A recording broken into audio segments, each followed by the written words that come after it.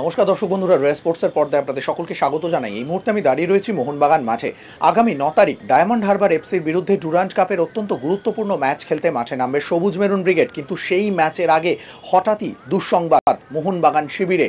আজকে বিকেলে মোহনবাগান মাঠে পুরো দমে অনুশীলন করাচ্ছিলেন হোসে মলিনা। ইতিমধ্যেই অনুশীলনে যোগ দিয়েছেন জেমি ম্যাকলারেন এবং জেসন কামিন্স। কিন্তু ফুল ফ্লেজেড অনুশীলন চলাকালীন হঠাৎই চোট পেলেন আপুইয়া। দলে ভাগ করে নিজেদের মধ্যে একটা ম্যাচ খেলাচ্ছিলেন এবং সেই সময় গ্লেনের সঙ্গে মাঝ মাঠে সংঘর্ষ হয় আপুইয়ার এবং সঙ্গে সঙ্গে তিনি মাটিতে পড়ে যান। বেশ কিছুক্ষণ মাটিতে পড়ে থাকেন। তারপর কিন্তু ফিজিও গিয়ে সেই জায়গায় প্রাথমিক শুশ্রূষা করে, তার চোটের জায়গায় বরফ দেওয়া হয় এবং তারপরে কিন্তু তাকে মাঠের ধারে নিয়ে যাওয়া হয়। যখন তাকে সাইড লাইনে নিয়ে যাওয়া হচ্ছে তখন কিন্তু দেখা গেল তিনি একেবারেই হাঁটতে পারছেন না।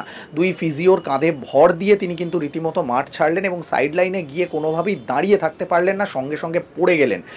তারপরে যেটা দেখা গেল যে বেশ কিছুক্ষণ তিনি মাঠের ধারে পড়ে থাকলেন এবং তারপর যখন সেই সময় কিন্তু আপুইয়ার চোট লাগার পরেই হঠাৎ অনুশীলন বন্ধ করে দেওয়া হলো এবং তারপর কিন্তু খুঁড়িয়ে খুঁড়িয়ে মাঠ ছাড়লেন। বাঁ পায়ের হাঁটুতে সম্ভবত চোট লেগেছে, তবে চোট কতটা গুরুতর সেটা কিন্তু এখনই বলা যাবে না। তবে যেভাবে আপুইয়া মাঠ ছাড়লেন তাতে কিন্তু খুব স্বাভাবিকভাবেই চিন্তা থাকবে হোসে মলিনার কপালে। কারণ যেহেতু এরপরে ডায়মন্ড হারবার এফসির বিরুদ্ধে ম্যাচটা অত্যন্ত গুরুত্বপূর্ণ, এছাড়াও সামনে নকআউট রয়েছে, ডার্বির মতো বড় ম্যাচ থাকতে পারে, সেক্ষেত্রে আপুইয়ার না থাকাটা কিন্তু বড় চিন্তা হতে পারে। যদিও এখনই বলা যাবে না যে আপুইয়া কতদিন মাঠের বাইরে তাকে থাকতে হতে পারে, কিন্তু যেভাবে তিনি খুঁড়িয়ে মাঠ ছাড়লেন এবং তার অভিব্যক্তি দেখে কিন্তু বোঝাই গেল যে যন্ত্রণায় ছটকাচ্ছেন এবং তার বেশ চোট লেগেছে।